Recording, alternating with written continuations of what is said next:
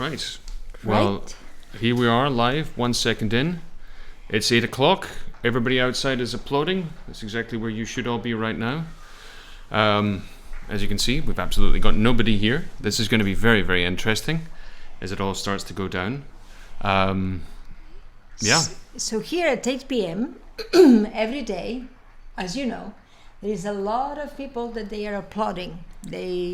They go into their balconies, they go into their terraces, their community oh look, patios. we have two people. My goodness, Hello. who's there? I have no idea who you are. Good morning or good afternoon? Well, it depends. Hello, good morning, good afternoon, and good day to you as well. Hello. Right, so, as you can perhaps hear, there is, the claps of everyone there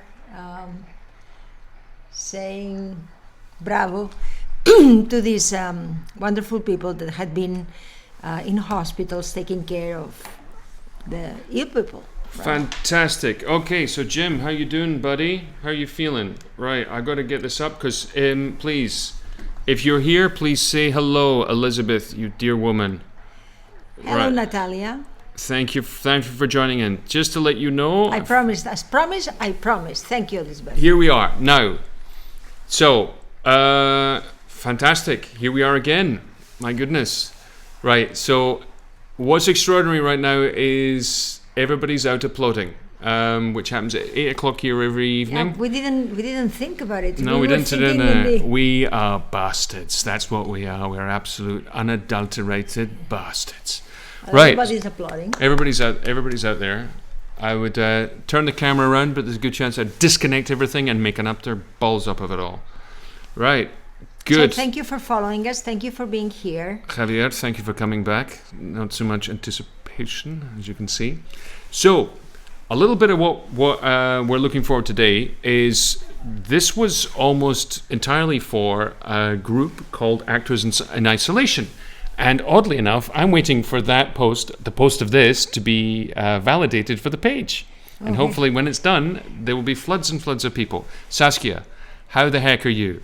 There's somebody you need to know in Brighton. Her name is Alicia Grace Turrell, and she's the one who started the Actors in Isolation page. And she's great. You would get on like a house on fire. You're both very funny people. Eduardo Cervera is saying, only I'm here to check if you hide any secrets to us Spanish folks. Yeah, well, I wanted to say, now that we got all the Spanish speakers out of the way, let's really tell them how it's done. Let's tell them how to do that. Good British and good American and good Australian and acting. That's what it's all about. That's the intention here. The curious thing about us is that we've taught 13,000 hours of film acting in Spanish. And most of the time we've done it in Spanish. The only times I speak in English is when I'm coaching somebody who's native, or I'm coaching somebody in English. Or when we are going to London to speak with the other schools, the schools of RADA and theatre schools that they want to do acting on film on their schools. That's great. Look, we have a convention of some people that they are, all belong to these schools in London, and they're all worried about what they should be worried about, which is it's how to not be shit on camera. Exactly. And because they don't have teachers, and it's like here in Spain, everything is the same. I mean, people don't, they're actors, don't teach acting so much. And in camera, people don't know really well. So, we started in 2000 to start the first workshop, and that was because I wrote a book, was called El Trabajo del Actor de Cine, the screen acting job. The work of the cinema, the work of the film actor. The work of the film actor. And then that went very, very well. And well, what I've discovered is when you translate something from a great title from English into Spanish, it just makes no sense. And when you translate a Spanish title into English, it just sounds rubbish. Also, no? No, it just sounds rubbish. It just doesn't work. You say you translate something from English to Spanish, and people are like, yeah, what does that mean? They just don't get it at all. That's kind of the difference. So the book went very well, and you know, a lot of schools, universities, they asked us if we wanted to do some workshops, and that's where we started in 2000 in Portugal. That was the first one. In Avanca. In Avanca. Which is curious because I don't speak any Portuguese, and I didn't even speak Spanish at that time. It's true. Yeah, I did all of my teaching through sense of smell and nothing else. That's all I did.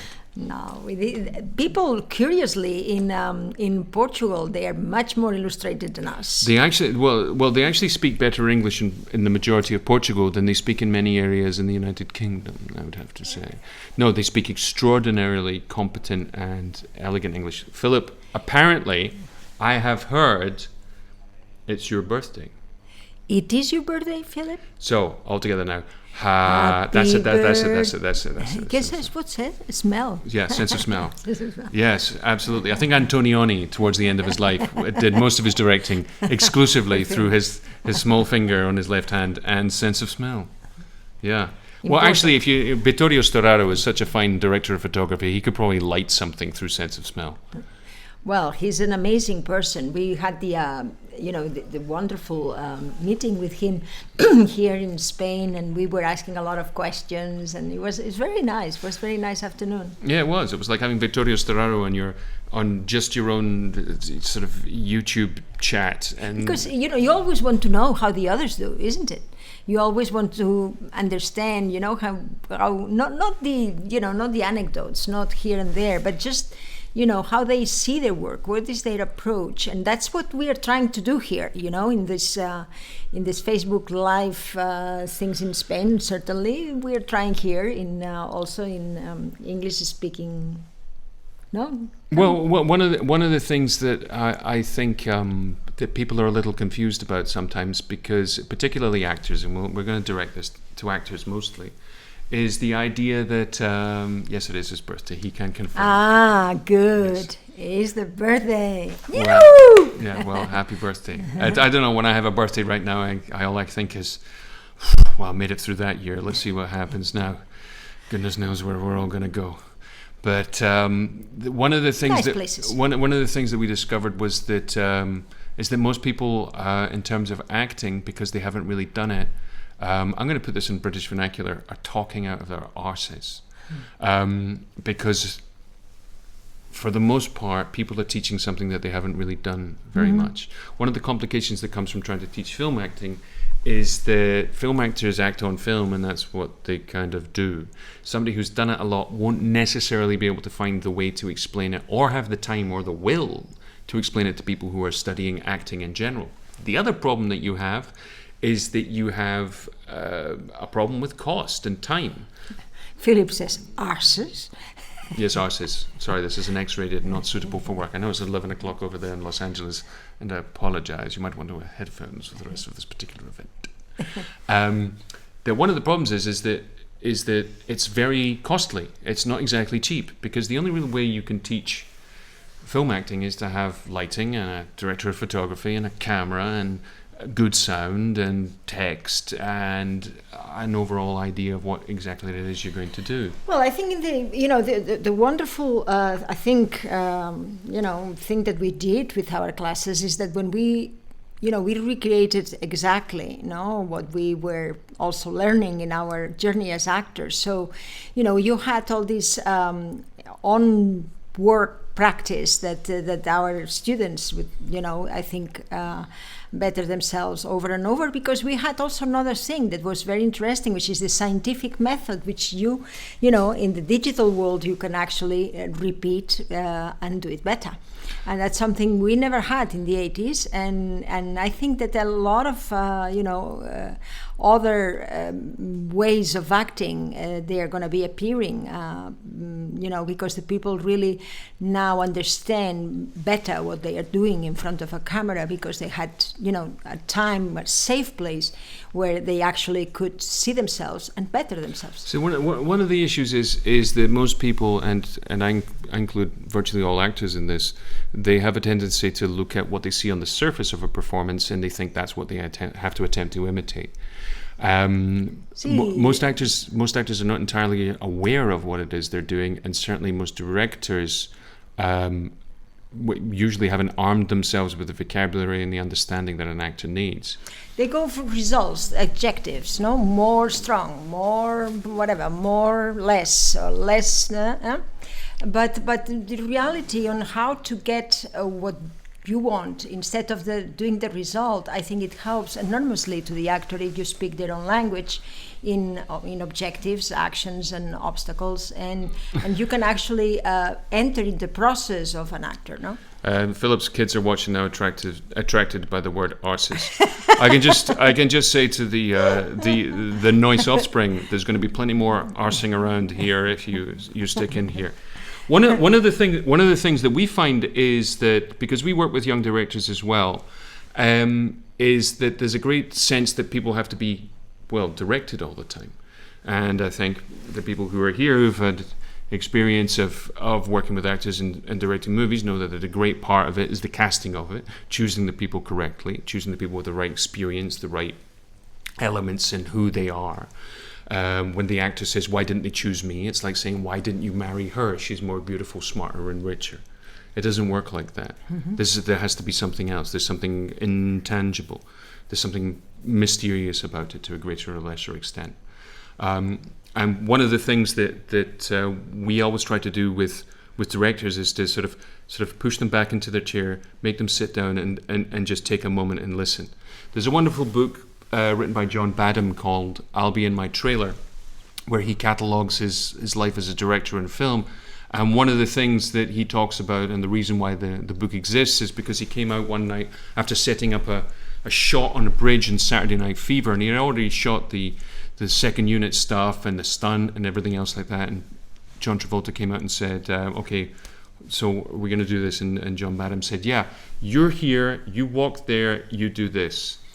And John Travolta said, "What do you mean? We're not going to work it out?" He says, No, this is what you're going to do." He says, "Cameras are ready, everything is ready, just do what I tell you." And he said, "Okay, I'll be in my trailer." I'll be in my trailer.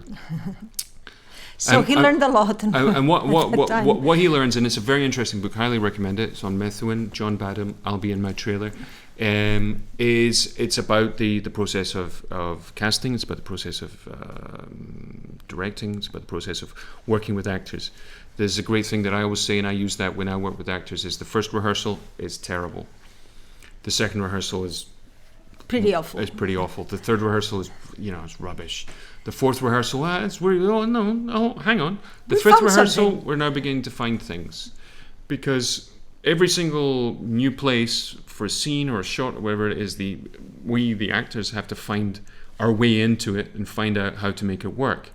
I think the greatest performances in general come from a great degree of collaboration, where you've actually found the most organic way to work the scene, and that's built in and around the shots, the framing, and all the other different things that you're going to use sort of to tell the story, and constantly ask questions, make your audience ask questions of what's going to happen next.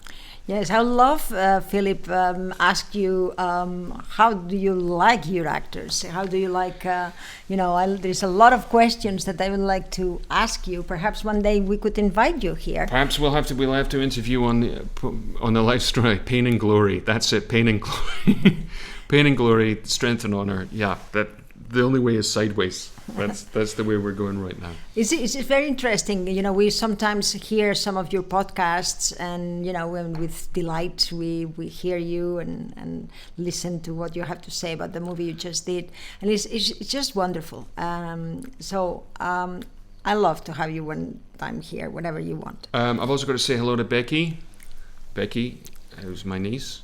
Oh, Becky! Wow, yeah, Becky! Becky's here. Absolutely, she's over Hello, there. fam. She's over there in the beautiful vale of Warren Point, Newry, which is definitely one of the most attractive places in. It has its moments. It has weather. We'll come to see you. It's a little bit like Edinburgh. You can have all the seasons of the year in one day. It's not like Scotland, where in Scotland summer is the best day of the year. No. I experienced in one day absolutely all seasons. I mean, very cold, very hot, raining, pouring. That's exactly what it is. Anyway. I'm still checking to see whether we have been added into this particular thing. So what we're going to do here, what we're going to try to do, no, Scott, is a series of talks with actors that they speak English, actors that they are English or they are British or they are in America, because I think that we all have common worries, common perhaps different solutions, and it would be very nice that we could actually, talk about things that they were in Spain and they are already solved. For instance, one of the things we talked in one of these Spanish Facebook Live events was about casting directors doing their own workshops, and we talked about the wonderful law that there is in America against that, and it's something that is being draining the pockets of a lot of. And it would be very nice. Sorry. As in, you listening to yourself. Draining the pockets of a lot of actors, no, and the people get confused about ethics, and I think that it's interesting that we discuss these things not only with actors, but also people from other fellows that they are in the film business, because I think that is what is interesting, the mixture, the different points of view, what the others may think can help you so much to your own little point of view. Right. The other thing I want to say, because we don't necessarily know everybody who's here.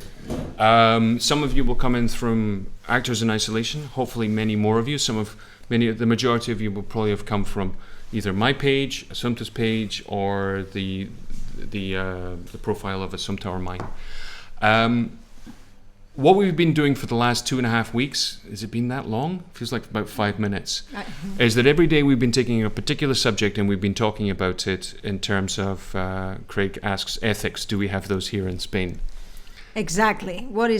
Exactly. So that's what we are trying to do. We wrote a code of good practices that with the University of San Carlos, Carlos III, sorry, in Spain, and 50 entities had approved this code of ethics, and now is the time to really, how you say, difundir? Spread the word, basically. Spread the word, exactly. It's interesting. Craig, Blair, there's a lot of us British people who are here in Spain. Spain is infuriating. Spain, living in, what's it like living in Spain? Well, Spain is like your favorite drunken uncle at a wedding. He's such good fun to be around. He'll be on the tables dancing with absolutely everybody, but you wouldn't lend him your car.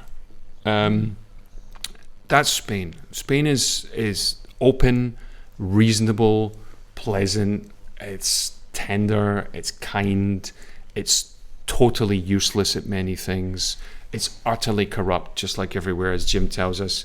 There's no ethics in the UK at all. I don't want to get there. Lots of love from Sheffield. All right, are we doing all right there? Okay, so no ethics in the UK at all. Listen, I think if this whole pandemic thing has taught us anything, it's taught that the communication that people are capable of sharing from one to one is much more valuable than watching Stephen Colbert in his bath without his writer's bad sound and trying to apply this personal space that we have between us, which is about 5 feet, to apply that to the same writing and presentation as you would get in a studio audience and a fleet of writers and producers. This is really one of the big changes that has happened with all of us here. But yes, in every single activity that we do, I think we first have to think not in the result, but actually, in the ethical approach, because when I talk to people about our code, and they say, yeah, but the people don't have now anything to eat. How they're going to be worried about ethics? Precisely. Precisely, they don't have anything to eat because they had not been transparent, solid, and in principles. Do you know what it reminds me of? Yeah. It reminds me of the the line in Apocalypse Now when Martin Sheen's character, Captain Willard, is told about Colonel Kurtz that he has to go get him because he's been accused of murder. Mm-hmm. And he says, accusing somebody of murder in Vietnam is like handing out speeding tickets at the Indy 500. It's like, who's the killer when everybody's killing? It's like, who's the unethical one when everybody is unethical? Well, I think that, you can at a certain point to stop and think. You can at a certain point stop and say, well, I don't want to do that, I did it, And I think it's an interesting face-to-face mirror, reflection that came out of it for me. And I suppose that, it's going to be also a very learning process for someone. I think also this particular atmosphere now where we had to be stopped, is also, is also demonstrating that people, not the government, not the official stories, because, there is a bouchon, how you say that? A bouchon, a French thing. Oh, really? No.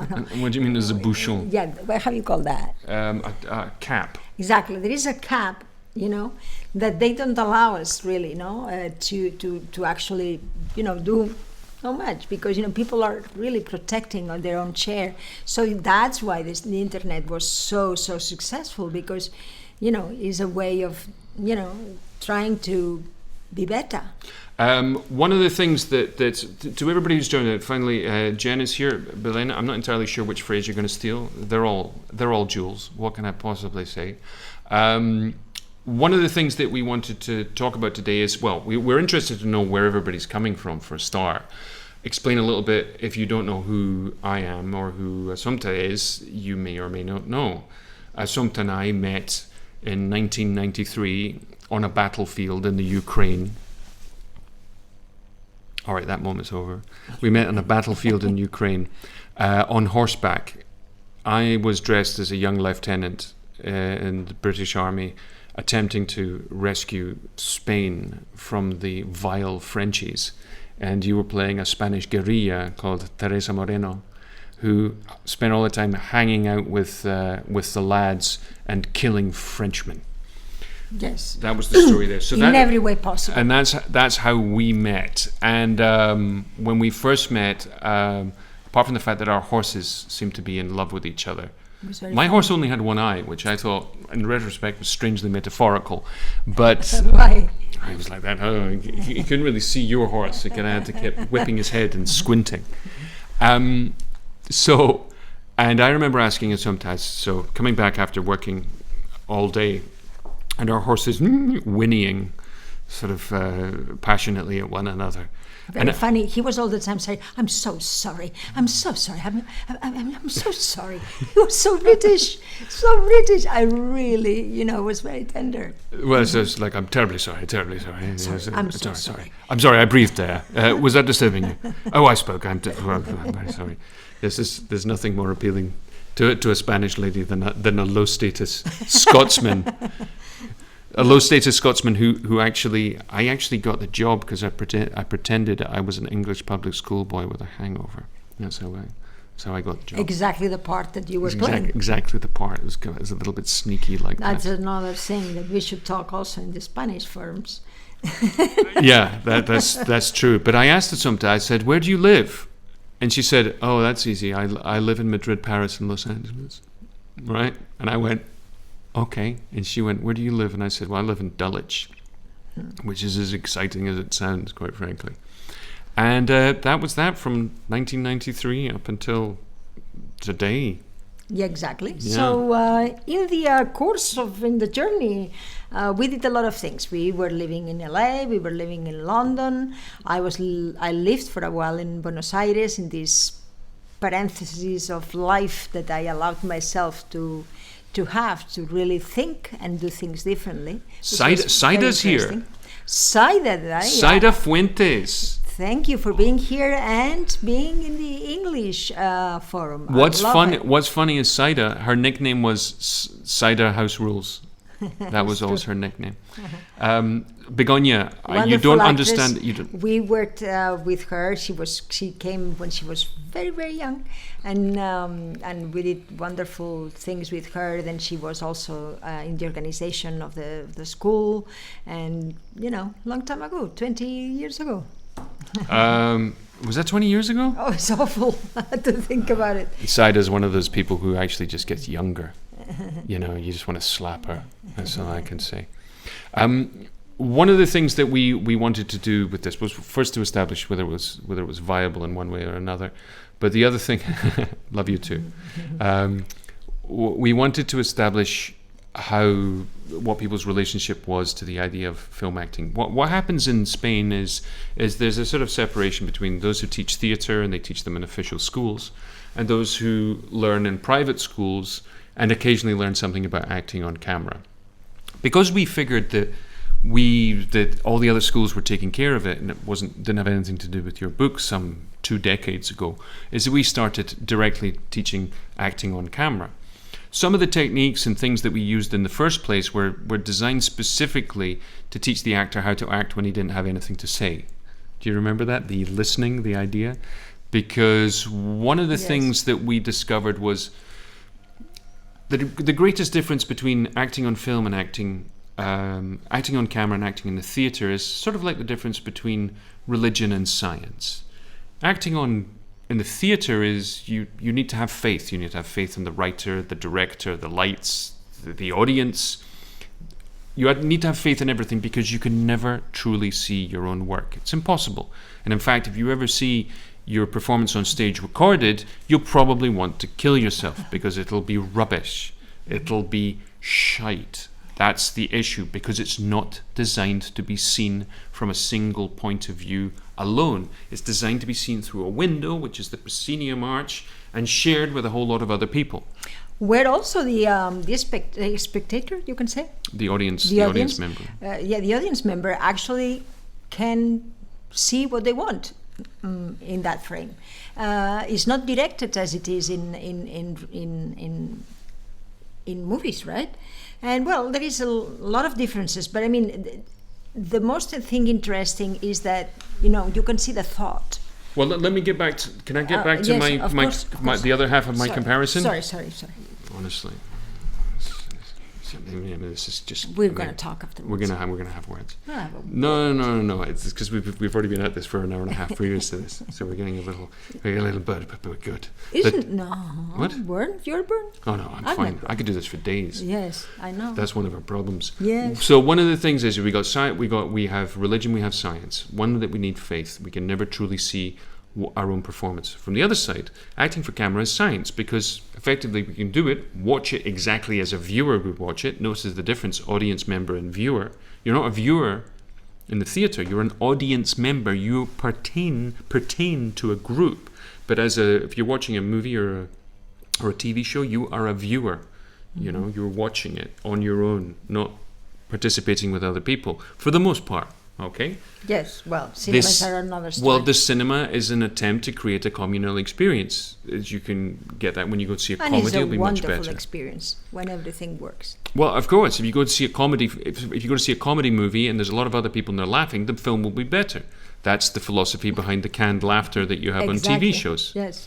That's why it's so different. And it's also interesting that what we have right now is a real shift away from the traditional 3-camera comedy with a studio audience when people laughing to what's called single camera comedies where there's no laugh tracks. Okay, where the audience by their very nature has to be more sophisticated because they have to pay more attention and be more observant.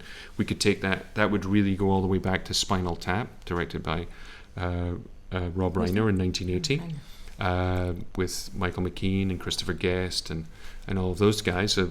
Mostly what appeared to be improvised movie, which was done like a fake documentary or rockumentary, if you will. I had to see 3 or 4 times the movie until I got it. I'm sorry. And then you go, I'm sorry about that. She's like, that second time, Scott, this still isn't funny. I still don't get it. And the 4th and 5th time I say, wow. It's very funny. Yeah. But then we get up to the Gary Shandling and the Larry Sanders Show, which is the spiritual godfather of the British Office with Ricky Gervais, which is also part of the heritage that brings us Modern Family, The American Office, Parks and Recreation, Community. Well, the list just goes on. That also fed into our concept of acting and what acting really is, because we were creating performances within very realistic settings. So I doubt anybody ever really went there to talk about that in the drama schools and the acting schools, because the starting point is real and the situation is unreal. Mm-hmm. Okay, so one of the things that we always talk about in terms of acting is that all of the stuff that you learn in your theatre school, you can pretty much throw most of it away. Not because it's always going to be useless, it's just because it's not applicable in this particular context. Yes. It's a different technique, it's a different medium, and we need different things. We need to develop different muscles. One of the things that occurred to us is the smallest unit of information in the theatre is the word, and the smallest unit of information on camera is the thought. But there's another thing that happens which the actor doesn't control, which is the cut. Because very often the cut will take the place of comic timing or dramatic timing and actually will give a brand new story element that would be almost impossible to do without a snap lighting change in the theatre. And that's something that we really, really don't have to worry about for the most part. It's good to be conscious of it, but it's not going to be something that we can necessarily control. Although we are talking about acting for the editor sometimes, right, Scott? We are talking about need of. Well, if we could say that the script is the recipe, the film, the shoot is going to the market, and the editing room is the kitchen where we cook everything that we have or everything that we can have, budget permitted. That ultimately what we're doing is we're bringing the raw material, those moments, which is ultimately what we're creating as actors, those moments that the editor and the director will piece together and be able to tell a story. Those moments, people sometimes, what is this moment? In America, it's occasionally called a beat, which is something notable, which I would define as when somebody changes what they think, what they know, what they understand. They make a different decision. Or they go into a completely different state or whatever it might be. Mm-hmm. That moment is gold. Because in that moment, that's when we as an audience, with our imaginations, enter, and there's a philosophical fork in the road where we have to choose one direction or another. And it's also the moment where you also capture the attention of the actual spectator. No, sorry, member of the audience. You can say spectator, but you can say the viewer. The viewer, okay. So it's in that moment really where you let the audience actually have their own space to interact with you, and that is very important. That's why one of my biggest revelations when I was doing at the beginning when I was doing this job was to actually realize that my job was to generate questions, not to answer. Because the actor is, well, I am like that, my character is like that, and really it's not like that. Really you have to give a space for the actual completion of whatever you want to say, and you have to give that space to the audience. It's very interesting because, first of all, there is a lot of responsibility that goes away, but you also have the responsibility to find these moments where you leave the others the space to think, to interact with you. Always like this dialogue almost with your own, what the thoughts that you have and what you imagine that the thoughts of the viewer are. Yeah, let me see. Some people are going to run off. Jen asks, have you done any theatre, Assumpta? Yes, I've done theatre in French, in Spanish, and almost in English. But theatre in French, is that legal? Yes, it is. What is it? You just walk on the stage, wave a white flag, and walk off? How does that work? No, it was a very nice Italian comedy that we did in L'Odeon, a very nice theatre, before it was the Theatre of Europe. So it was like kind of a arrived to a goal to actually be in the Comédie Française, It's probably the equivalent of going to the UK and doing the National Theatre or going on the Royal Shakespeare Company. Yes, it was a very nice experience, It was a comedy that, it had only 3 characters, and, the main character was me, who had a husband and a lover. And it was a very funny comedy, so much funny that I had such a great time. It was the first time that I found a director that was really, really, very, very comfortable to work with him, really. So anyway, in this play, in this theater, I really realize a lot of things when you are also, having to communicate with another language. A lot of things that, you give for granted in your own language, they really appear like a revelation. That's what we are doing. That's how we are doing it. But the curious thing is that in terms of Assumpta doing theatre, is that one of the reasons that we're stuck in this house, a lovely house in Barcelona, is that she was about a week away from opening a new play called The Song of Ipanema, which, guess what it's about? The Song of Ipanema. There's a whole lot of tall and tan and thing and lovely going on there. And A Garota de Ipanema. Tall and tan. Anyway, so that all went wrong, and it's now in a holding pattern, waiting to get picked up again. Yes, and we hope to start in Barcelona on the month of mid-June.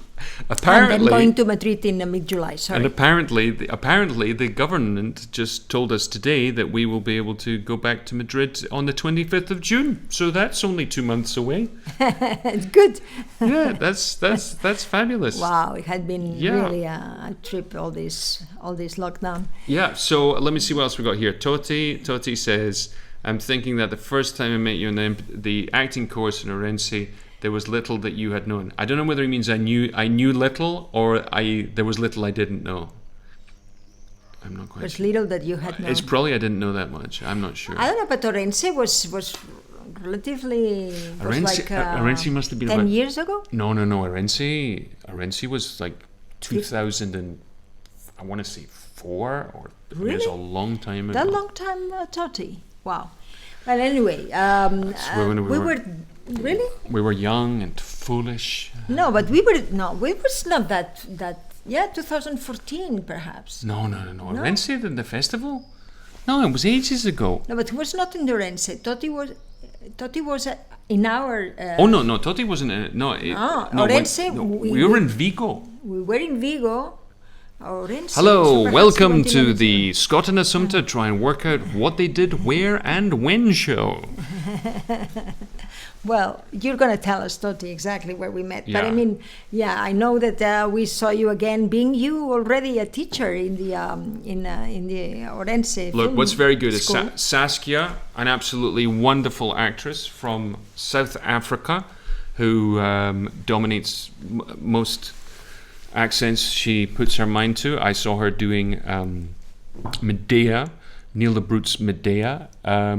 And she did what I would consider to be the closest you could get to film acting on stage. It was in a very small, intimate space, beautifully, how would you say, measured performance, very well directed and placed, and it was really, you could have thrown a camera on it and it would have worked, which is something Weird. Which doesn't happen very often. Yes. And I remember him being thrilled for your acting. Congratulations, Saskia. Yeah. So, could you say that even though theatre and film have different requirements from the actor, there's still some basic principles that you use? Thank you for keeping us honest here right now. Yeah. The bottom line is, and this is an advice to any actor, or in fact anybody who has to do anything, is to try and work out what you're trying to do in any given moment, exactly what you're attempting to achieve. Am I trying to explain something? Am I trying to convince somebody? Am I trying to intimidate somebody? Am I trying to make them upset? Am I trying to confess something? Whatever it might be. And then the other side of that is to try and work out why you can't do it. The other thing is to work out your relationship to what it is you're trying to say. One of the things which I think is applicable in both film and theatre is the necessity to not show emotion. It's not that you're not emotional, but it's just never the objective. It's not the objective in life, and it's not the objective in drama or comedy. It's usually to resist it. Because otherwise, at least, I mean, sometimes can be that the character wants to do chantage. Well, that's what I say. There's only really four groups of individuals who cry, who want to see that perfect tear running down the face. Yes. Because as far as I'm concerned, nobody ever does that in real life. When tears arrive, we wipe them away. That's what we do. Tears is usually a sign of emotion and weakness, and when we show emotion, it makes us dangerous to other people. It makes them responsible for our emotional state, or it makes them frightened in one way or another. If you see somebody weeping on the street, your instinct is not necessarily to walk up and put your arm around them.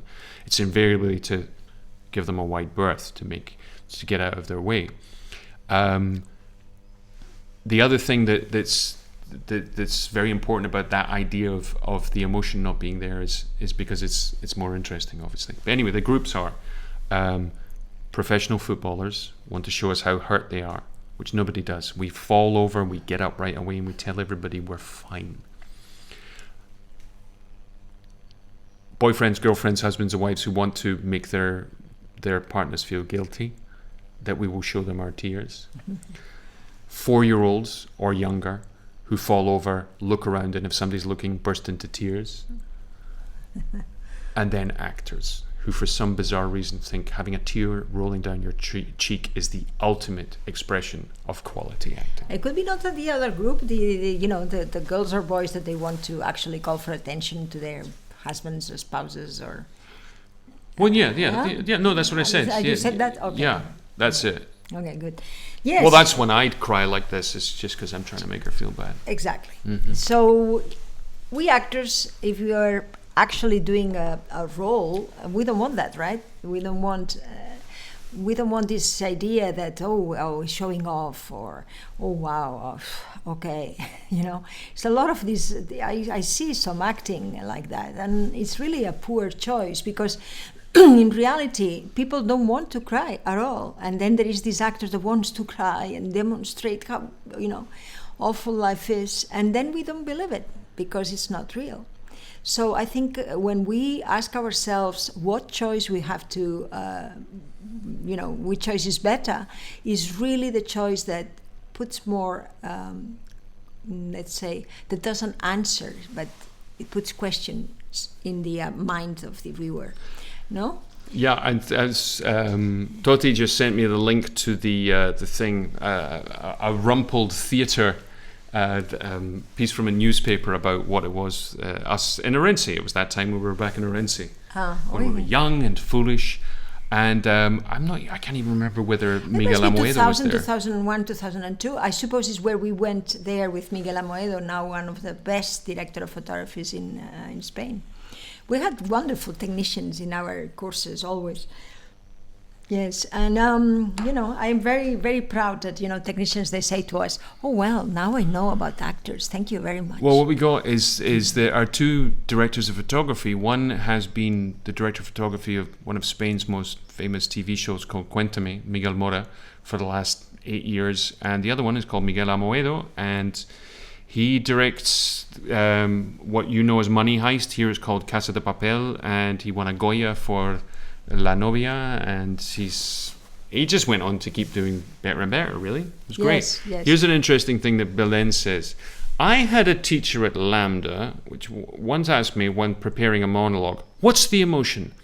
That's what Belen said, I think. To which she responded to herself, "The emotion is tears," and then proceeded to explain how much she loved the single tear rolling down your face. Okay. Okay. Look, I could say some very crude things about sex, the difference between sex and porn and sex and movies. The main thing and the most important thing is it's not exactly what's coming out. The most important thing is really what's inside and what you're containing. The fight of not to cry. That's what the people do. People don't want to cry. When you see someone's crying, crying and doesn't listen, what do you do as a viewer? You say to her, to him, "Don't worry, tomorrow is going to be better." You want this reaction to your audience, or you want them to be moved? So that is the difference, right? The people get moved with a fight, with not be able to actually get what you want, because that is the projection. How you say? Projection. The projection that the people have with us, right? So, as Javier Fernandez del Amo says, I hate when I see a tear in a film. Always think, wipe it away. I've been in so many classes when the tears are never the objective. It's never the objective. It's a secondary effect of action meeting obstacle, frustration. It begins in here in your stomach. And you cannot define it with an adjective, neither.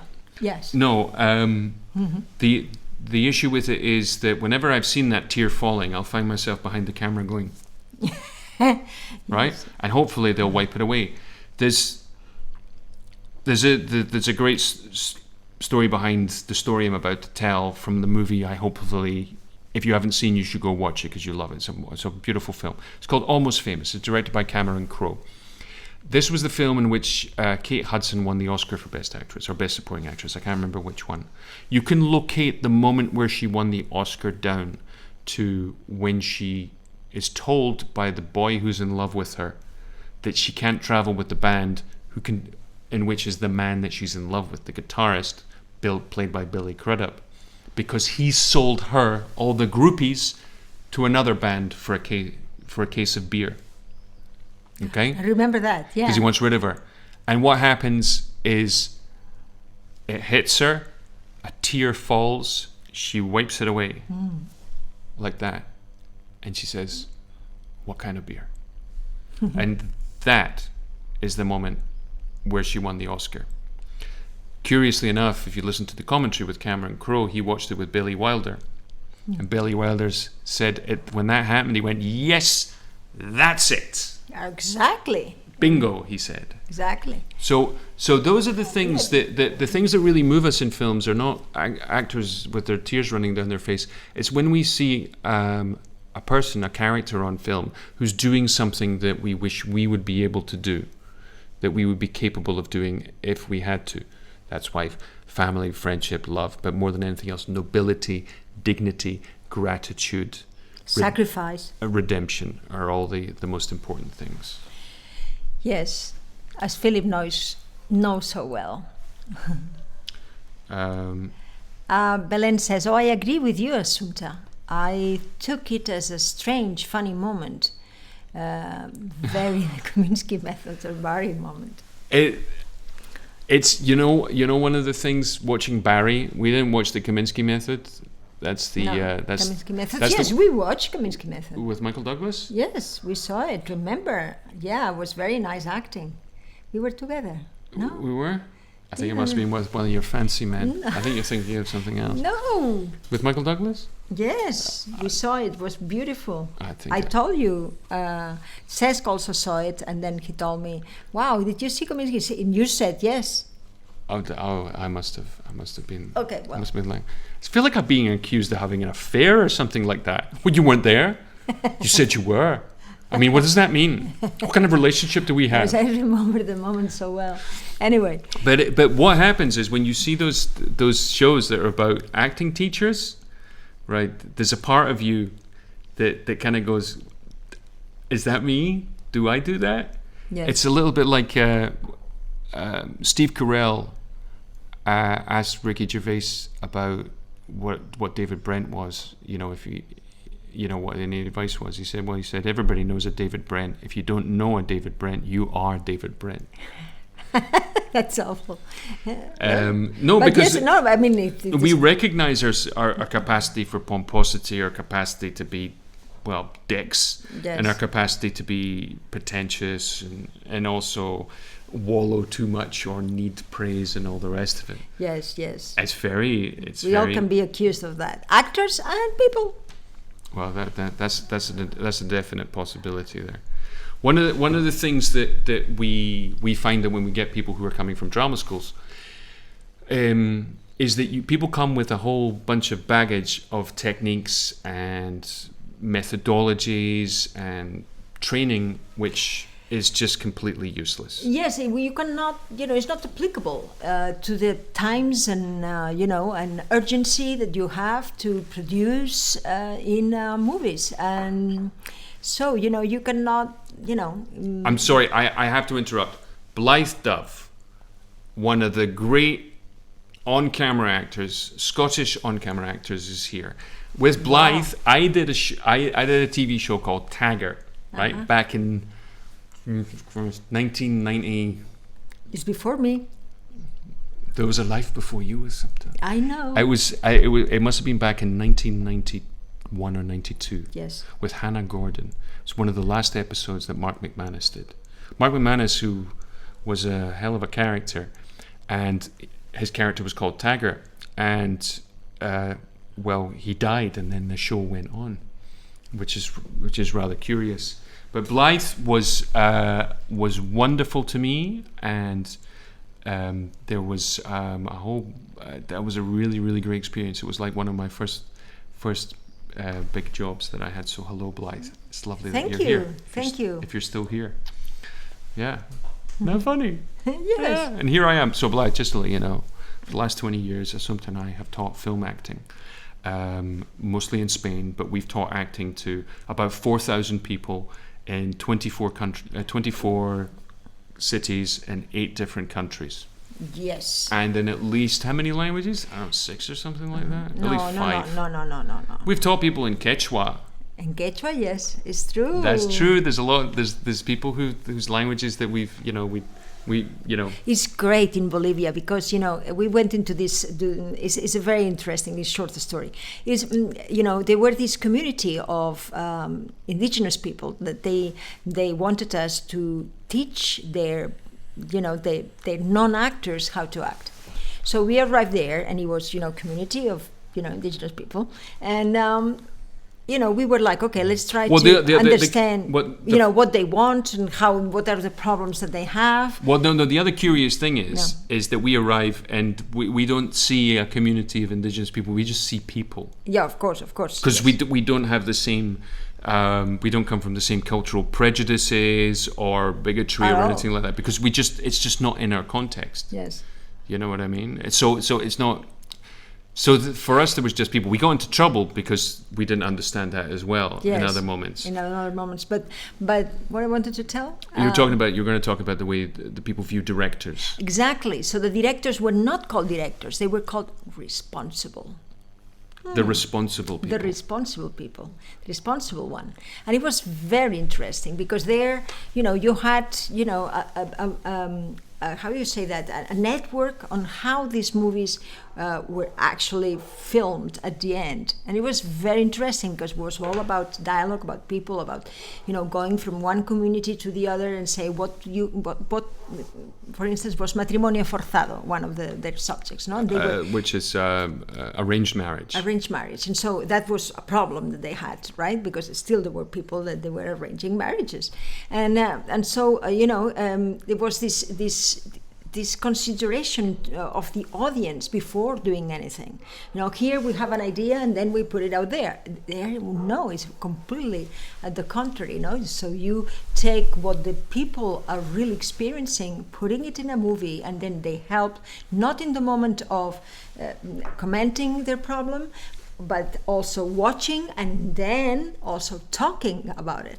So it has a very nice network of how to do movies there. So we learned a lot, really. Here's a great question from Saskia.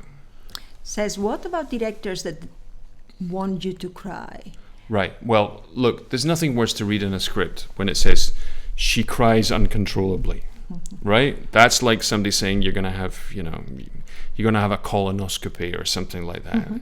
It's going to happen. You can't stop it. It's not going to be fun, and you're probably not going to want to watch it yourself. One of the issues with the scene "She Cries Uncontrollably" is it really starts in the script. I think one of the better ways to place it in storytelling terms is she doesn't want to cry, but she can't help it. Okay, that helps us a lot as actors because it gives us something to do. Because people don't cry. You can make a cake. You can ride a bicycle. You can give an inspirational speech. You can confess to somebody that you love them. But what we will never do in life is just cry. It's not something that we have any control over. It comes from something else.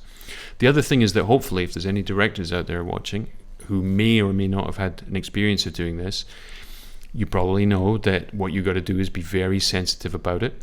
You've got to be very, very careful, and you need to give all the space necessary for the person to get there. What you shouldn't do is try and intimidate or make the person feel so bad that they cry for other reasons. That's another philosophy that I've also come across. Stanley Kubrick is famous for there's a scene in the Shining which there was 125 takes on.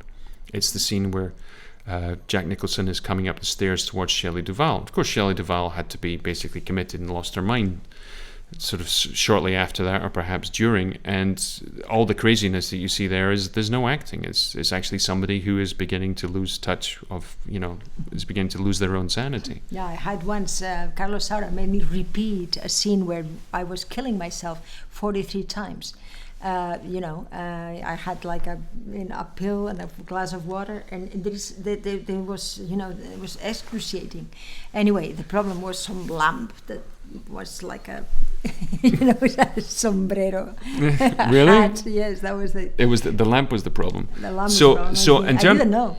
The other things I would suggest, if you have to be, look, the idea of playing a character is a useful shortcut for us as actors, and certainly for directors and writers, that we talk about characters that are being played or that we are. But they're only ever us, really. It's the story, it's the contract that we have with the audience that they're going to accept that today Chris Hemsworth is now playing a mercenary in a Netflix movie and he's not playing Thor, whatever it might be, or whatever is going to happen. Because we know it's not. It's something called aesthetic distance. The aesthetic distance is what we need within the frame of a film. It's within the arch of a theatre. It's the thing that tells us everything that happens here is okay because it's not real. Yes, but answering the question that Saskia was saying, I was about to get on to eating. Okay, so you continue, but I want to answer. Don't forget what you're going to say, okay? So one of the things that I would suggest, if you're needing to maintain this emotionally raw state, because that's really what it is, and it's also a hormonal state when you're going to have a lot of cortisol coursing through your veins. The first thing I would suggest is you don't eat much. Now that sounds strange, but after all the work that you've done on film and it's very useful. To go my experience as well, is to actually don't have breakfast and see if you can muscle through to the end of the day without eating. Now look, I'm not telling everybody that they should develop an eating disorder to be a better actor. Don't be silly. But what I'm saying is that when your stomach is empty, all the energy that you have goes towards anything that's around you. I believe this is a survival, an evolutionary part of our survival, that when we have an empty stomach, everything comes quicker. We think faster, we react faster, and more than anything else, the fight or flight kicks in sooner. I think that's where it comes from. Yes. It was like this discovery that they did in Harvard, remember, about what was that? The idea that if you place yourself in a high status position like Superman or Wonder Woman, that what it does is it increases the testosterone in your body and in your brain, which will actually make you feel more powerful, act more powerful. Look, when somebody is about to go into the octagon and fight mixed martial arts, they're not exactly reading Proust. There's a lot of pumping up that happens. Certainly, I've seen that actors doing that too, because that's also necessary. You're taking yourself to a higher and more powerful place. Emotional state, really. It also, absolutely. It also works the other way around. Whereas if you're needing to be quiet or fragile or emotionally delicate, is you need to keep yourself to yourself. Don't engage in the banter with everybody on set. Don't eat too much, and just keep it down there. So it's a question of hormones that, they in this Harvard study, they realized that, that was actually happened, with a scientific experiment. But we actors, from already, I suppose, 1,500 years ago, we already knew. Right. I just coming in, I have... Hold on. Oh, yes, sorry. I just want to say hi to Mark. Mark, Hello, Mark. Is a set designer who designed the set for Antigone at 784 Theatre Company in what must have been 1991 with Matthew Pigeon, Ali Bailey, Daniela Nardini, some young actor who nobody's ever heard anything of again called David Tennant. And that's the story. More well, we have a flyer, actually. Yeah, we do. We have the thing from there. So Saskia, welcome, Mark. But Saskia, about directors that want you to cry. Yes. The problem that, some director has is that he is the only thing that they don't have any control, okay? So the actor. So when they put there, she cries, or, she thinks, or she told you many times, oh, well, real tears, and, what I want is emotion at the time, and, you really, and that builds up on you, and you start thinking, okay, so I'll have to deliver, and a lot of things that you're thinking is, can I? It's going to arrive the moment, and I will do it, and then you try to say, okay, what I'm bringing to the set, I'm bringing an onion, I'm telling the makeup vapor rub, mental crystals, exactly. There's lots of different ways to cheat it. All these tricks, that actors have, and they pass along. And nobody wants to talk about them. That there's tricks you can do. There's things that will make you cry. For example, some people listen to sad music or something like that. I personally I find incredibly happy things make me move. They move me. But what that will do is it will bring you into a particular state of fragility. Where you are emotional, and that's the sort of thing that you kind of have to aim for, because people crying on film is really not. There's only really one incident of crying on film where it's just all out there, and it makes me think of Russell Crowe in Gladiator. Spoilers, where he rides like a demon back to his house in Trujillo.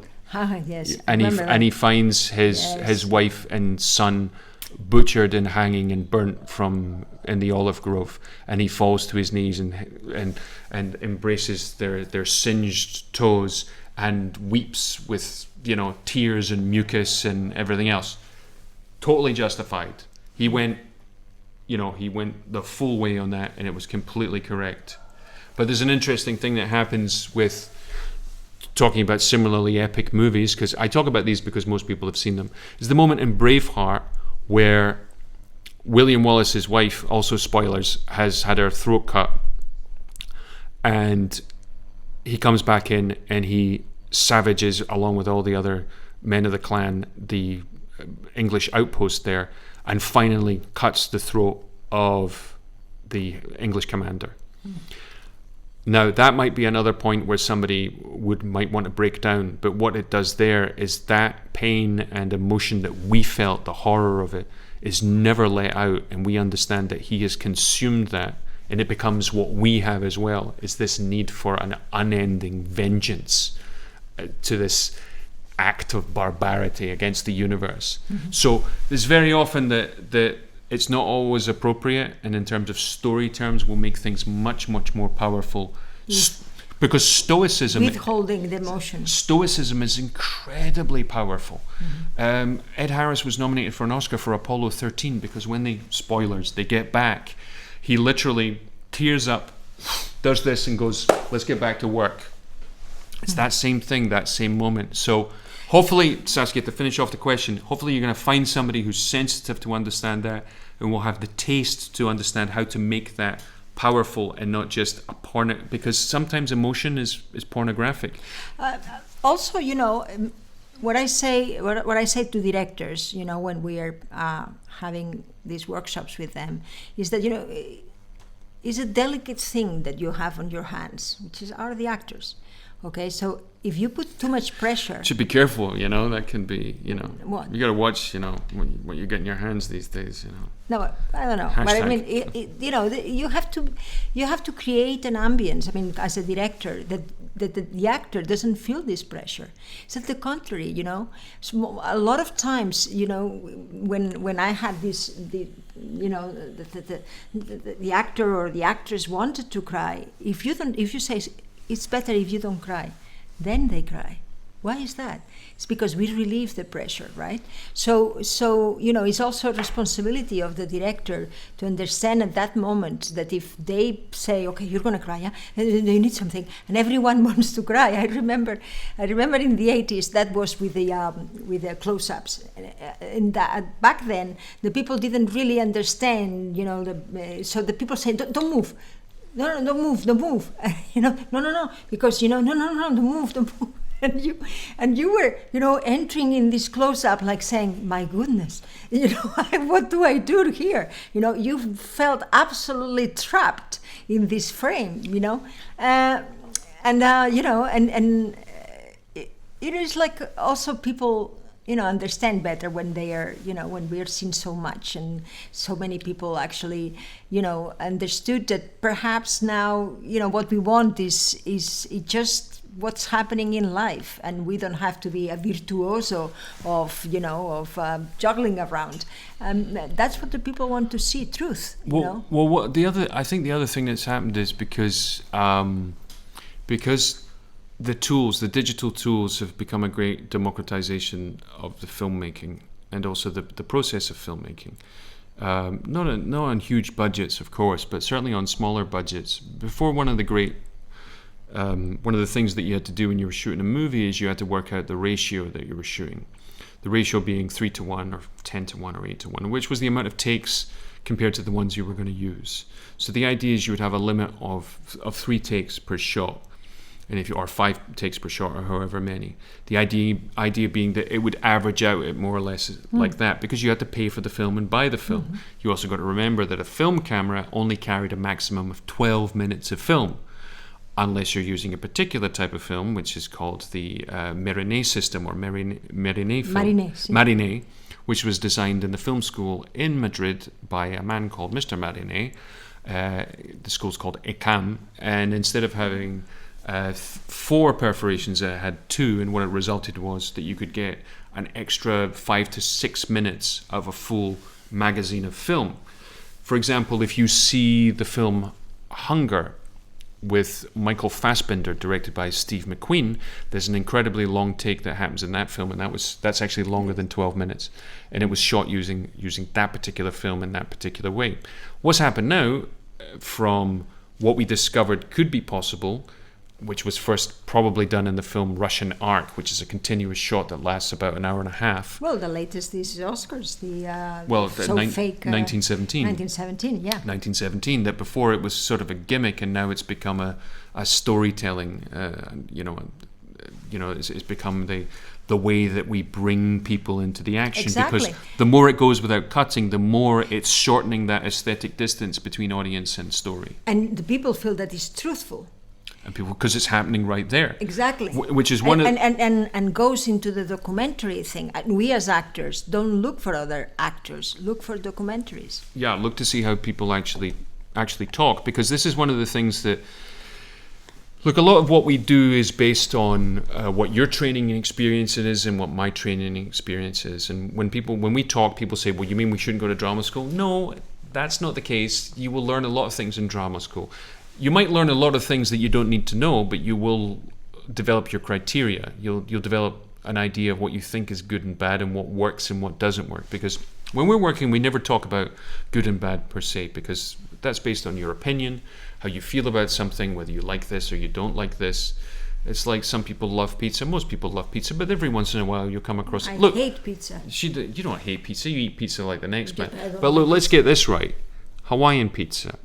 Who in the name of God, don't put pineapple on a pizza for the love. I mean, really.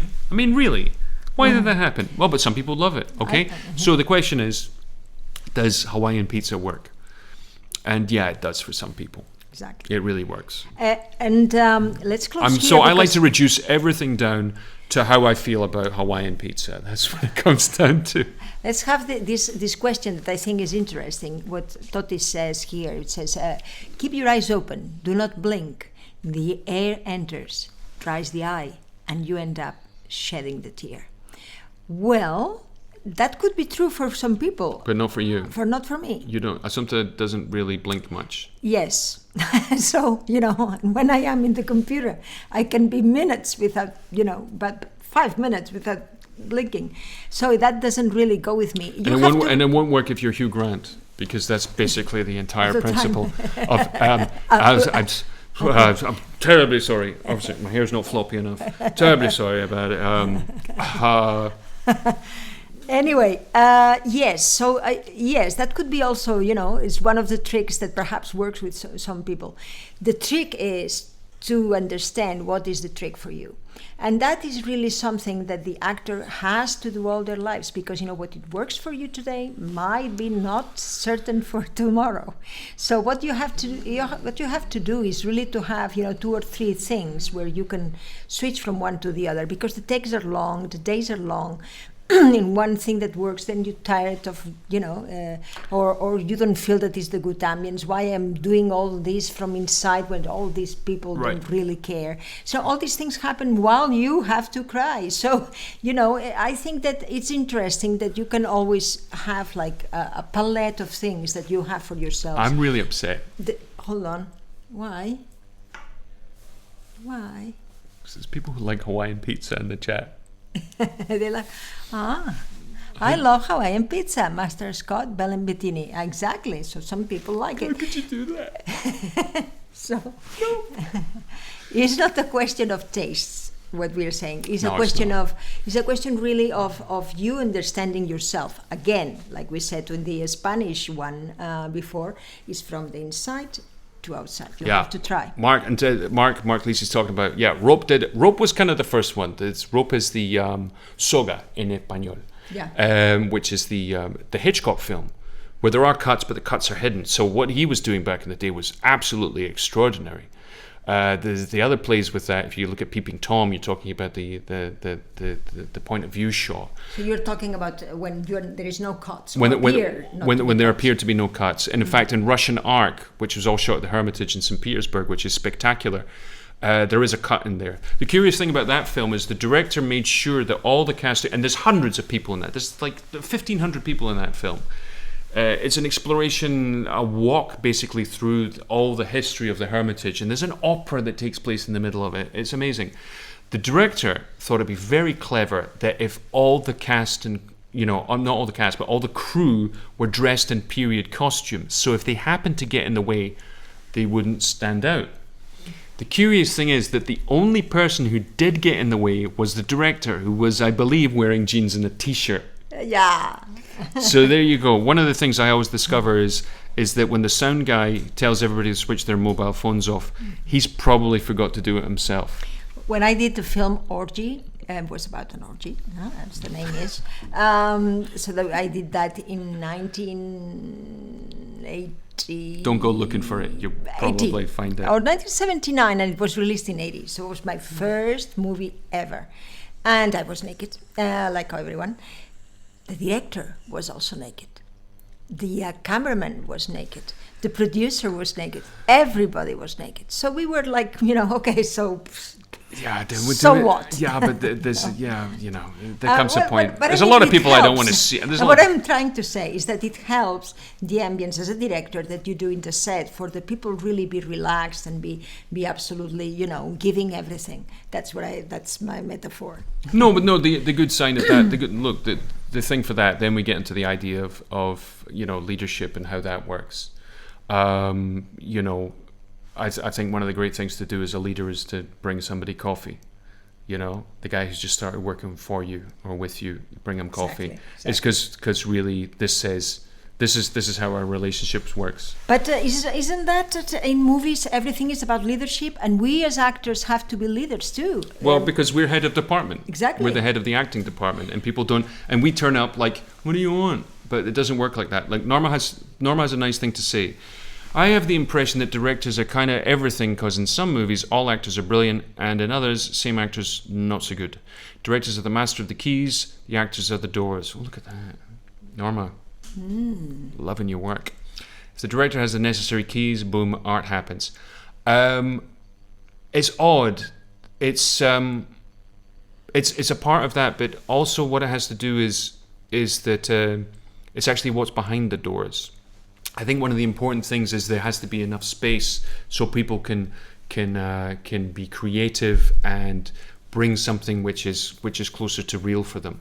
Before, with film, because of the physical constraints, the weight of the cameras, the size of the damn things, everything that you needed to be able to move them or make them go up or down or stick them on a crane or whatever it might be. Very heavy, and also the lights and everything was heavy. Yes, so our acting was heavy. What's happened now is it's created a great deal more flexibility. Before, what we were doing is we were basically being conducted in beautiful symphonies. Now what happens is we have the script, which is the melody, but hopefully what we'll be able to do is around it is play some jazz, is to syncopate exactly using the kind of the reality of the moment and what's going on. And that's not just I think in film. But you're absolutely right. Sometimes you get actors who are great in one thing and bad in another. Sometimes it's a great script, or it's perfectly cast and it doesn't work somewhere else. The same thing happens in theatre. Sometimes when you have this sense of watching actors at play, which is no accident that it's called a play and they are called players, that you're actually watching this beautiful jazz that's going on stage. Now, I'm sure we've all had the experience of seeing great Shakespeare. When you see great Shakespeare or great classical text, what you're witnessing is it's like a standard of a song that's being played in a way that you never thought you'd ever hear it, yes. Which makes you realize there's other things about it. But all this, we have to inspire. We inspire beautiful the point, others. Norma. We inspire the others, and the people inspires us. And you have to be responsible to really also inspire people by your work and by your also attitude in the set. Sweetie, it's 9:16. Wow, we've been going for an hour and 20 minutes. The other thing I want to say with Toti, Toti says Magnolia is a great movie. Magnolia is an interesting film because Paul Thomas Anderson. I don't know how many times you've seen it. For me, watching Magnolia, and it works in the same way. Watching Magnolia is like watching an opera. It has an overture, which is the premise that the most strange coincidences do happen and weird things are connected. And the way it starts in the kind of opening piece is, I think it's about 12 or 14 minutes where every single character is introduced so elegantly and so masterfully and so precisely, and it's all in movement. The other thing that the story that goes about Magnolia is that Paul Thomas Anderson was staying in William H. Macy's cabin in Vermont. And he saw a snake outside. And he said he's terrified of snakes. So he had nothing to do but write. He couldn't leave. He couldn't leave, so he wrote Magnolia. Which is a great thing for anybody who's interested in writing a play or a short film or a movie or doing anything creative, is make it difficult for yourself. Don't start with a blank page, okay? Start with, if you want to make a short film, think where you're going to shoot it, how am I going to shoot it, who am I going to shoot it with, and create it within that context. How much money do I have or don't have? Use the things that you have and you will become much more creative, as opposed to Dawn, alien planet. That's when it becomes complicated. But Magnolia is basically an acting class for the ages. Every single person is perfect in it, from the voiceover of Ricky Jay in the opening sequence. Patton Oswalt says 2 words in it. The casting of it is perfect. There's absolutely nothing. I remember goes wrong the with acting of Hoffman. Philip Seymour Hoffman actually does greater acting with his back in one shot than the person who's standing in front of him. Yes, it's a wonderful. real acting class. Totti says something interesting. Says, I'm going to say something a little strange, he says. But to me, it helps me a lot drinking alcohol before doing some scenes. Are we talking about acting or writing, Totti? That's an important thing. Yes, you're both. That's an important question. Well, there is all this 19th century, how you call it, fantasy about, that the sufferance, how you say, sufrimiento? It's suffering, yes. Yeah, the suffering. See you later, actually, Kevin. Love you, man. Does creativity and helps creativity to move. I don't know. For me, it's not the suffering at all. For me, it's to being happy with the people I'm working with, and I give the 150%. Well, there's also an element of what alcohol does. Is it doesn't make you happier, and if anything, it makes you a little bit more depressed. But it actually makes you like that. It actually makes you go deeper into the emotion of things. I think other things also help. I think music helps. I think listening to music, and if you're acting or perhaps writing, because I'm not sure what we're talking about here. But it's when you write. Okay, so when you write, you drink much more. That I can understand, but that is also a false economy. Because the question is, can we pretend that we're drunk? Exactly, it's much better. It's much better to use the imagination, Totti. Alter your own. I think we can imagine that, and it's very powerful. If you are really, I always say that, but it's so true because we all experience that. When you imagine that you are falling, in a precipice or something, that if you really concentrate on that for a second, all your body changes, everything. If you feel that you are falling and you really concentrate on the falling, and it's really, you can do things to yourself that, they are really amazing. What I would also suggest is drink after. When you actually got no I'll tell you why, Totti, because it's a very dangerous habit to start thinking that that's how it works. Yes. And in fact, if I ever get the wind that anybody has been drinking on set or anything like that, and certainly in the United States, I will fucking fire them, because I can't it's just too dangerous. Look, Rupert Leon says drinking is forbidden in filming. Absolutely. It's more than anything else, it's just when Lynn Ramsey made Ratcatcher with oh God, I can't remember his name. I'm terrible with names, am I? No, you're great with names. I'm the one. I can't remember his name. Well, he told me the story. He said when he shot the scene, he drank a bottle of vodka before he did it, and he said. I know that was Martin Sheen, no? No. Also, the idea that he was drunk in the Apocalypse Now. No, well, that's a very good point. He actually was wasted drunk, and when he punches the mirror and cuts his hand, he punched the drinker. Exactly. Can't punch the mirror and drunk his hand. Well, cut his hand. Well done. You don't need to do that, really. No, it's not necessary. It's like when the old story that everybody knows, after Dustin Hoffman on The Marathon Man has spent the entire night, didn't sleep, and he had ice cubes down the front of his underpants, and Laurence Olivier turned to him and said, "There's an easier way. It's called acting, dear boy." Everybody knows that. I remember also Giuliano Gemma telling it to me. I was young. I was doing a movie called The Circle of Passions. I was really wanting to do the best, because it was my first French co-production. I was really, wanting to do best. And that's with Max von Sydow. And it was Max von Sydow that, was like, wow, Berman, and so I was there, and it was a scene that I had to be out of my breath, and I was like wanting to have this right, and I was like all the time running, and before action, hold on, 3 seconds, okay, and action, and then I was and Giuliano also told me, if you do that and you don't breathe, it's the same effect. He'd be like that, driving a small white sports car, wearing black Ray-Ban sunglasses and smoking a very thin cigarette at the same time, hopefully when he said that to you. It's very interesting. Saskia wants a list of movies to watch. I'm going to have to post a list of movies and moments there are seminal moments in acting and actors throughout the 20th century and also more recently.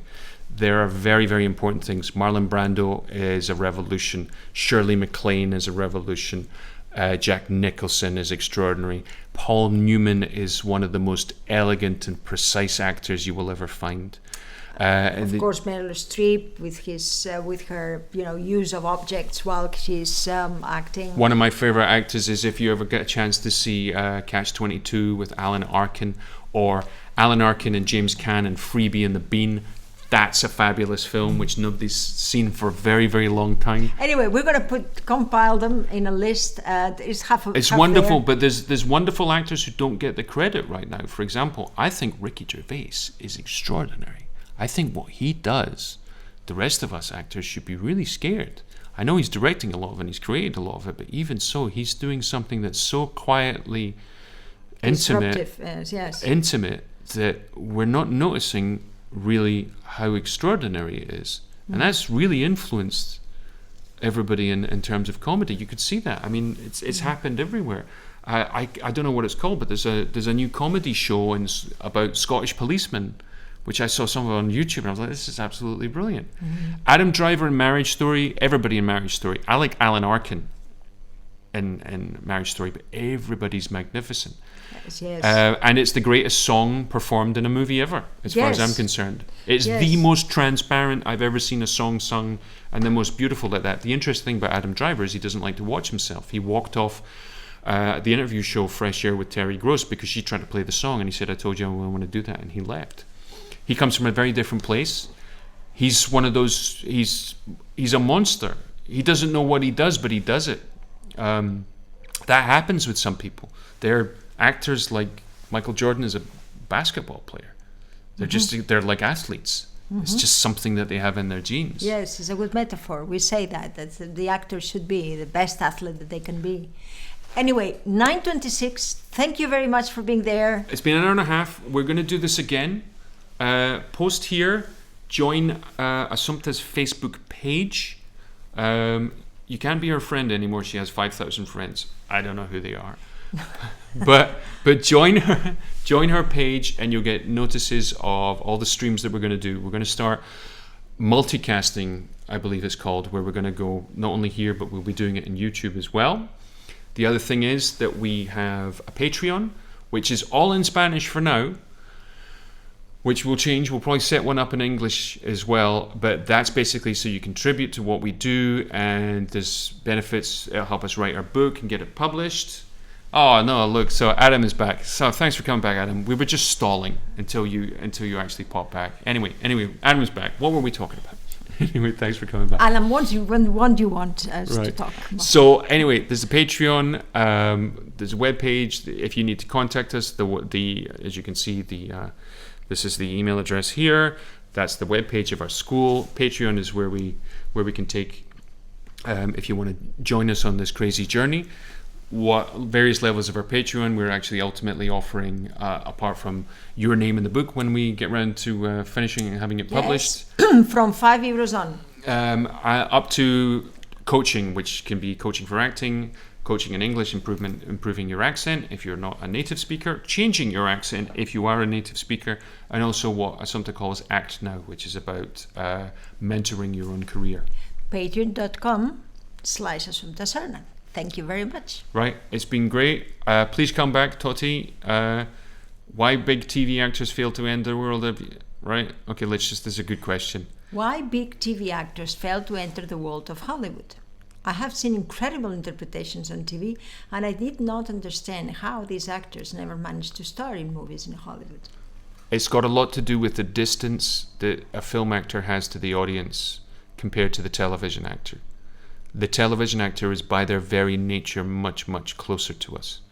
The film actor, because of the space, almost like the ratio of the screen, although it's almost identical now on television, there's much more space around it. When you take a movie actor and you put them on TV, it can be a little overwhelming. Not necessarily because of them, but because of the associations around them. And also sometimes a film actor on TV is not that great. I'm sorry, I'm going to talk about Patrick Bauchot. Yes, feel free. Talk about your Sorry. your old love of your life. Go on. Patrick once said, sorry, But don't touch me. and it was very interesting what he said. Well, he has, a couple of phrases here and there, very, very nice. I mean, he's a very smart man. Sorry, Scott, you are smarter. But anyway, what I was talking about? You're talking about how smart he was and how wonderful and how you miss him and how why doesn't he call you more? No, and how you wish you knew a man who spoke at least 8 languages instead of this paltry 2 that I speak. Que fuerte todo, eh? That's your actor's imagination. That's very powerful, darling. Well, I'm just doing it to make everybody laugh. Okay, good. So he said something about that. He said, well, if people don't have to pay to see us in television, why they have to pay to go into the movie theaters? And I think it's a very interesting thing. He's told me that perhaps, at the end of the 80s, 90s. Damn, so he's got a point. He's got a point. And that's what it happened now, and we can see it in 2020, how did all go. And, it's true, we had this mythical thing about movies and, and also the number of the movies had destroyed that. Also the glamour that, the studios is all gone, but I think, we have much interesting things, like the transparency, like the possibility to see like an actor as a human being and not as this idol. There's a lot of things that we gained, but there is some things that we lost. A lot of the time it's about very often an inversion of what they were on TV to what they are on the big screen.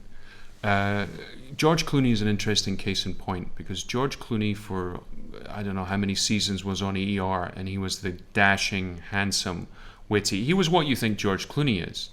And then his first first movie role was Three Kings with Ice Cube and Mark Wahlberg. Wonderful actor. And Spike Jonze. Yeah, that's right.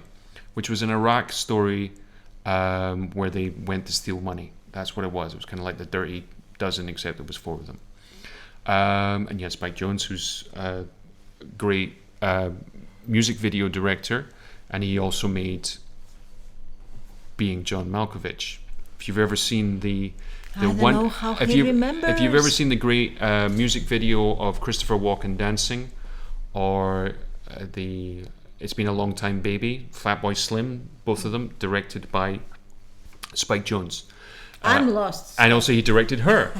Okay. Her, the film with Joaquin Phoenix, wow. which you love. Okay, I so love that they got some movie. chops. But what happened with George Clooney is that he was sort of halfway into this sort of persona that he had on TV. It wasn't until he started working with the Coen brothers and they flipped this upside down. Where what he became was this goofball. George Clooney, his character's role was idiots, assholes, morons, totally uncool, and that's when he really found the space, because it was completely against his public persona, the image that he had, and it was a shock and a pleasant surprise to see him doing something which was completely against this type. Mm-hmm. And the Coen brothers really led him into that. I think the other thing, if I'm going to be very technical about it, is that the Coen brothers, they film comedy in a very particular way. They film it with very small lenses, 35 millimeters and below, and they film it very close. So you have that intimacy with the actor, which you wouldn't normally get through the long lenses that they're using in network TV for 22 Yes. episodes a year. It's very bad, these lenses, for us actresses anyway. But yeah, it's But comedy. why not Anthony Edwards? That's a very good question. Anthony Edwards, who was a beautiful man back in his day, a British actor. I think he just probably didn't have the luck. I think now it's interesting because you're seeing British actors who are transitioning into American film and certainly American TV more than ever before. Yes. We were just watching the TV show Startup yesterday, which stars, I completely forget his name right now, the British actor. He plays Bilbo. And he's Max Mann, no. Oh God, he plays Watson in the BBC Yes, Sherlock. yes, Martin Freeman. Freeman, man. There we go. Yeah, Martin Freeman. The great irony is in the TV show, he actually said to somebody, That's What She Said, which is the joke which is made popular by Michael Scott in the American Office, and he played Tim in the British Office. That's how his mind works. Yeah, Isn't tiring that? Anyway. Yeah, I have a sort of hypertextual mind. Don't worry, in about 8 years' time, I'll be like, so I remember it was some chap called Bob, or maybe it was Jim, or maybe it was a woman. That's what I'm going to be. So it's a very interesting thing, and Anthony Edwards. Oh no! You're talking about Anthony Edwards. I'm thinking of the old British actor Anthony Edwards. Yeah, Anthony Edwards is great, and sometimes the part's more interesting than the person. Sometimes the person is more interesting than the part.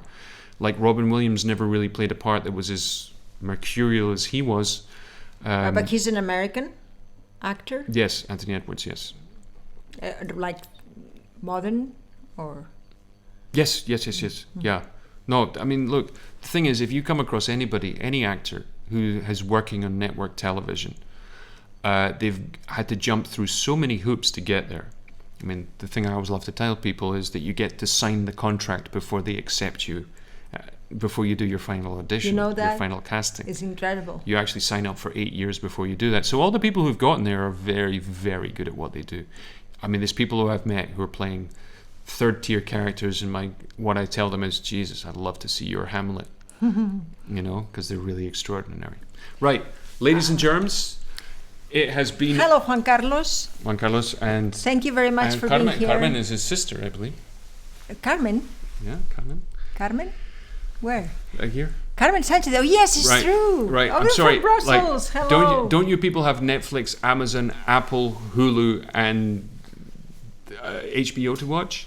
Show recommendations. Watch Devs. I loved it. She was indifferent. What other great things have we seen for acting? One of the things which is extraordinary right now is Netflix seems to be doing a very, very good run in documentaries.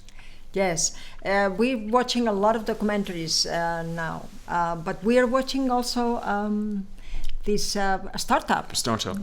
After we finish Better Call Saul, which is one of the most beautifully written TV shows and beautifully acted. It's wonderful to have a central relationship between the main character and the lawyer and the other person in it. That's actually genuinely loving. And what I like is that they all together also, they are working, they're all in the hotel all together, and it's like a family. It's very nice. It's really great. You can feel it into Adam Barnes, Sharp. I recommend the actor who plays Harry Price and the actress who plays Teresa. That's us. You do? That was us. That's us. This is Lieutenant Sharp, who's a little willy-way. And invariably, sir. Teresa Moreno. And that's us 27 years later. Yep. Remind us. That's where we met. Oh, God. Let's go, sweeties. Right, we got to go. It's 9:37. It's been a delight. We're going to do this again. Follow us on this page. Check out the Patreon if you want to contribute something. If you don't, if you got more questions, load them up. Let us know. As you can see, we do speak English, don't we? More or less. I'm a little rusty, but me. Well, I'm used to talking about these things in Spanish all the time. No, but you're all the time. Es que la verdad siempre estoy hablando en castellano, es así. About this, yes. So that's what you're used to. We're going to keep doing these. We're going to do them once or twice a week. If people will come back and enjoy it, let us know. And also we have youtube.com/Fundación First Team. I'll put it up there somewhere so you can see where it is. It should be in the big list of stuff. And we'll see you all soon. Love you all to bits. Bye. Yeah. Thanks Saskia. Or as we like to say, donkey, eh? Assumpta is perfect. Oh, thank you very much, but I know it is not. Hugs. Adiós.